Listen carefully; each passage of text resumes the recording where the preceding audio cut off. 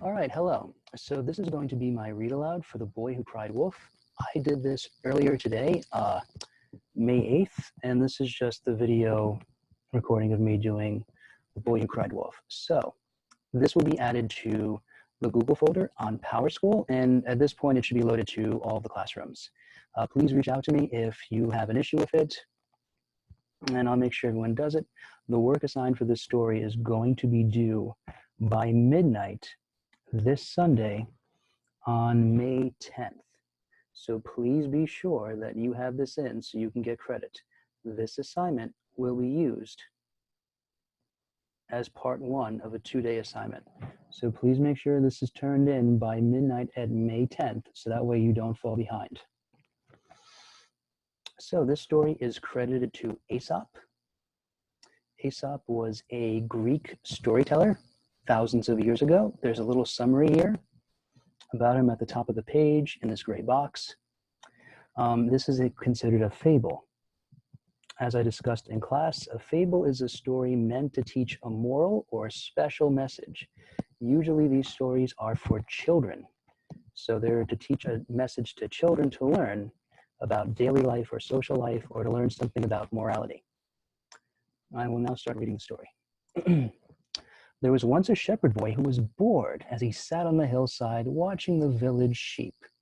To amuse himself, he took a great breath and sang out, "Wolf, wolf, the wolf is chasing the sheep." The villagers came running up the hill to help the boy drive the wolf away. When they arrived at the top of the hill, they found no wolf. The boy laughed at the sight of their angry faces. "Don't cry, wolf, shepherd boy," said the villagers, "when there's no wolf."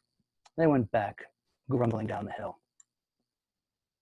Later, the boy sang out again, "Wolf, wolf, the wolf is chasing the sheep."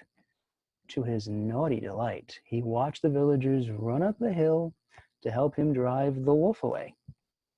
When the villagers saw no wolf, they sternly said, "Save your frightened song for when there is really something wrong. Don't cry wolf when there is no wolf." But the boy just grinned and watched them go grumbling down the hill once more. How would you guys feel if you were one of the villagers and the boy, the person who was in charge of watching all of the village's sheep, decided to prank you one day?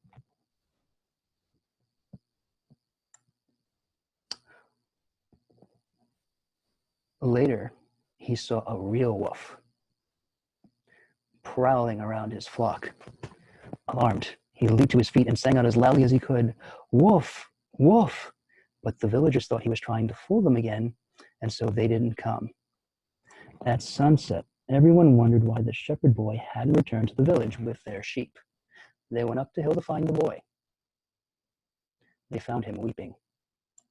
"There really was a wolf here. The flock has scattered.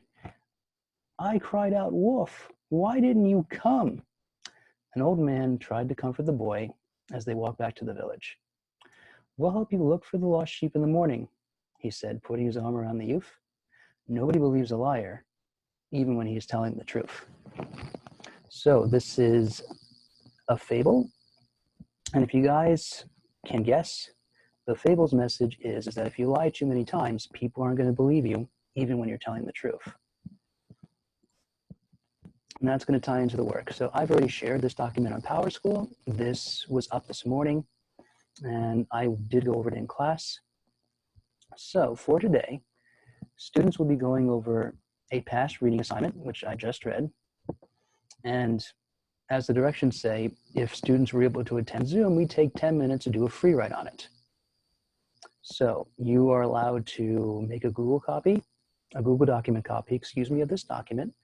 I also discussed Google Slide, or if you want, you can take a picture of a piece of paper. If at this point you're confused, please reach out to me concerning what to do for this assignment. Otherwise, just follow the directions. Pick one of the 4 topics that are highlighted here and incorporate that into your notes. The main character. Who is the main character of the story? Perspective. What are we learning from this character's point of view?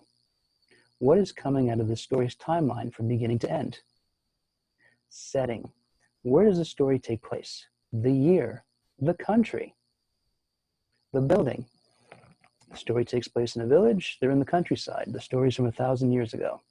So setting is done right there. The theme. I chose this as a fable because we know what the theme is. So the theme is that if you lie too much, people aren't going to believe you when you tell the truth. I have a Google folder created and shared with some student work. I suggest you go there if you want to do something by hand. There is no guideline for what you want to do. I just want you to take notes using one of these 4 ideas as the basis of it. So, in order, number 1, you're going to find the link to the story.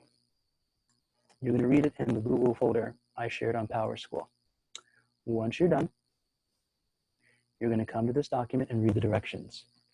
You can either write notes on a piece of paper or you can type something up.